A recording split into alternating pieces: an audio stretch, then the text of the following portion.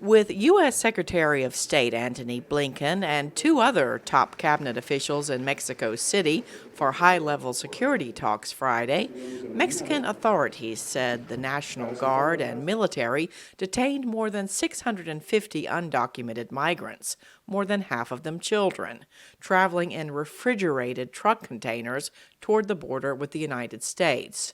Most of the migrants were from Guatemala, authorities said. In recent months, tens of thousands of migrants from Haiti and Central America have arrived in Mexico on their way to the U.S. southern border, putting the migration issue front and center again when both countries are trying to forge a new and broader relationship, as the Secretary of State explained.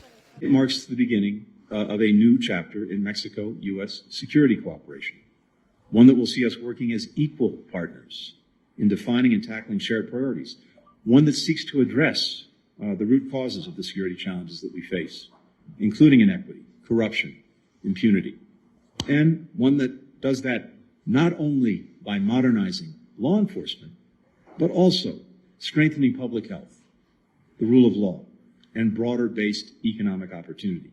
Mexican President Andres Manuel Lopez Obrador has made clear he is ready for a new chapter, as Andrew Rudman of the Wilson Center explains. I think what Mexico will hope to get out of it is to use a word that President Lopez Obrador, AMLO, always uses, is the idea of respect.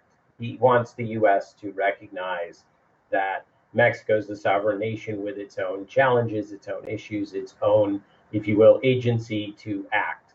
And so I think he'll be looking for, from the U.S., indications that the dialogue about security will not be a one-way dialogue. The so-called war on drugs has long been the main priority for the United States in dealing with its southern neighbor.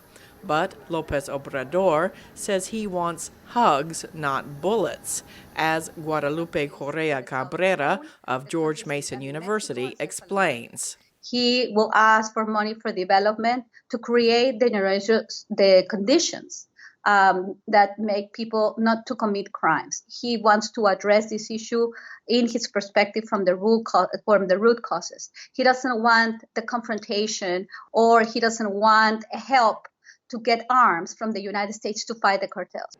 The high-level delegation of 3 American cabinet ministers in Mexico City on the same day sends a powerful signal that times have changed from the previous administration, Andrew Rudman says. Under the Trump administration, I think the relationship became much more transactional, much more focused on personalities, and really focused on trade until USMCA was ratified, and then really only about migration. Rudman sees the migration problem as a humanitarian crisis that will require long-term cooperation between the United States, Mexico, and Central American countries. Cindy Saine, VOA News.